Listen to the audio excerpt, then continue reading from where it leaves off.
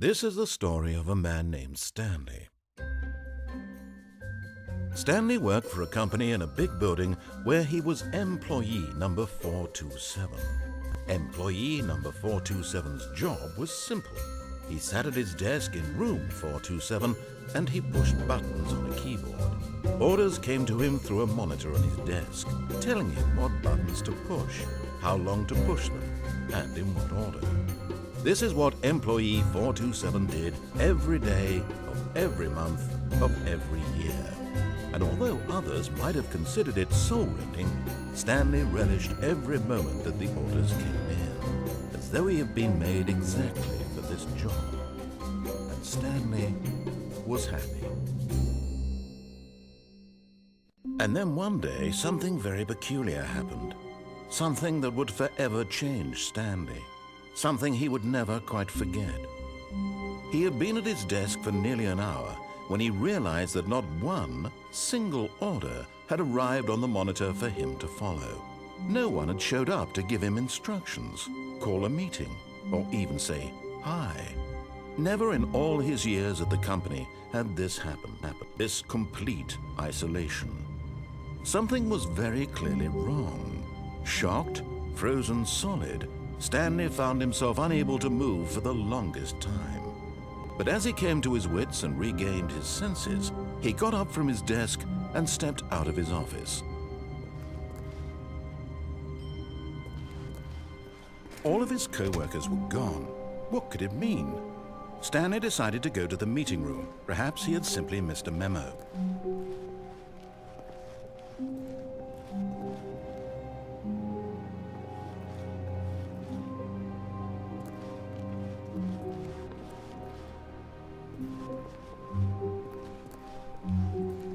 When Stanley came to a set of 2 open doors, he entered the door on his left.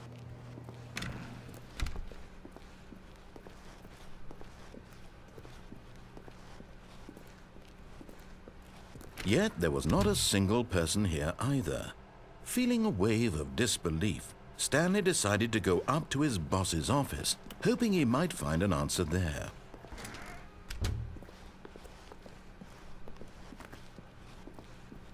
Coming to a staircase, Stanley walked upstairs to his boss's office.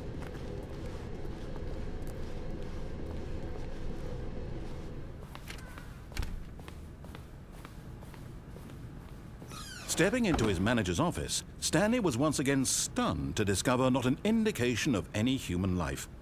Shocked, unraveled, Stanley wondered in disbelief who orchestrated this. What dark secret was being held from him? What he could not have known was that the keypad behind the boss's desk guarded the terrible truth that his boss had been keeping from him. And so the boss had assigned it an extra secret PIN number, 2845. But of course, Stanley couldn't possibly have known this. Yet incredibly, by simply pushing random buttons on the keypad, Stanley happened to input the correct code by sheer luck. Amazing. He stepped into the newly opened passageway.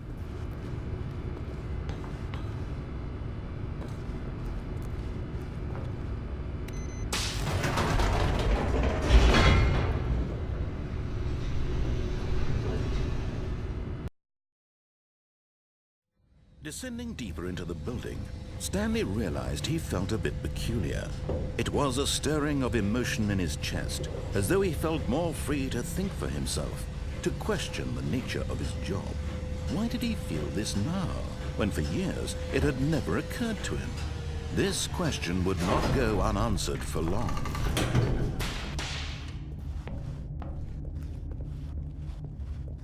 Stanley walked straight ahead through the large door that read Mind Control Facility.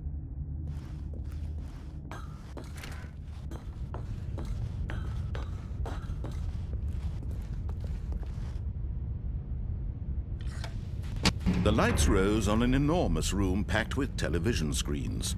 What horrible secret did this place hold? Stanley thought to himself. Did he have the strength to find out?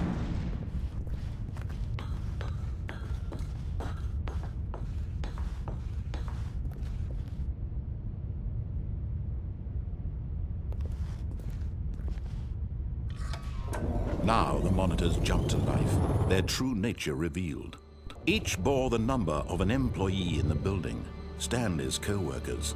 The lives of so many individuals reduced to images on a screen, and Stanley, one of them, eternally monitored in this place where freedom meant nothing.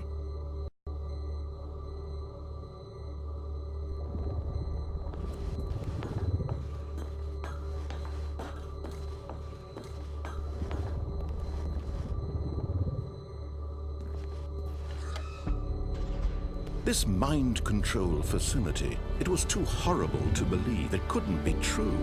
Had Stanley really been under someone's control all this time? Was this the only reason he was happy with his boring job? That his emotions had been manipulated to accept it blindly?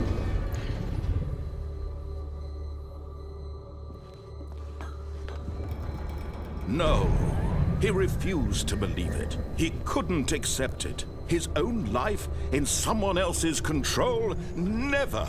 It was unthinkable, wasn't it? Was it even possible? Had he truly spent his entire life utterly blind to the world? But here was the proof, the heart of the operation.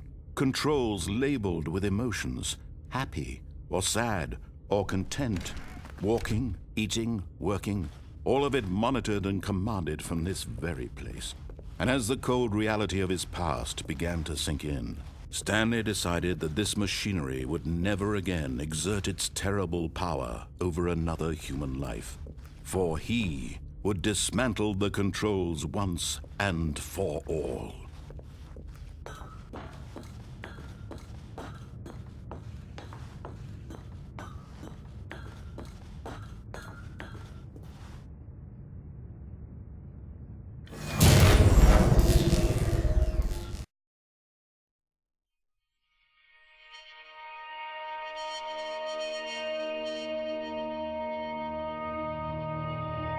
Blackness, and a rising chill of uncertainty. Was it over?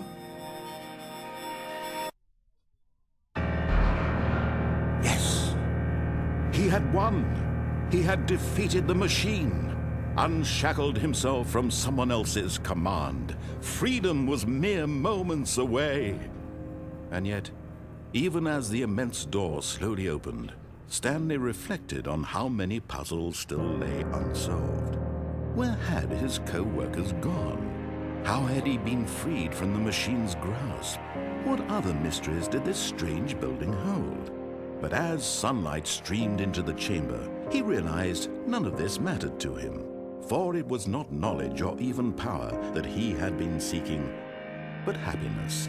Perhaps his goal had not been to understand, but to let go. No longer would anyone tell him where to go, what to do, or how to feel. Whatever life he lives, it will be his. And that was all he needed to know. It was perhaps the only thing worth knowing. Stanley stepped through the open door.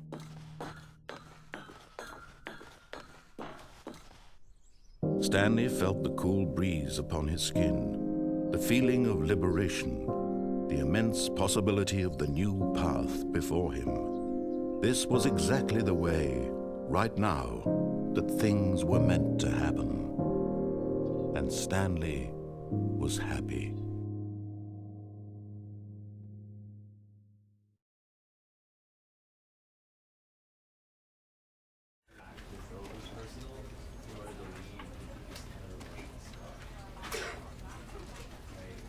So let's just say, so let's just say it was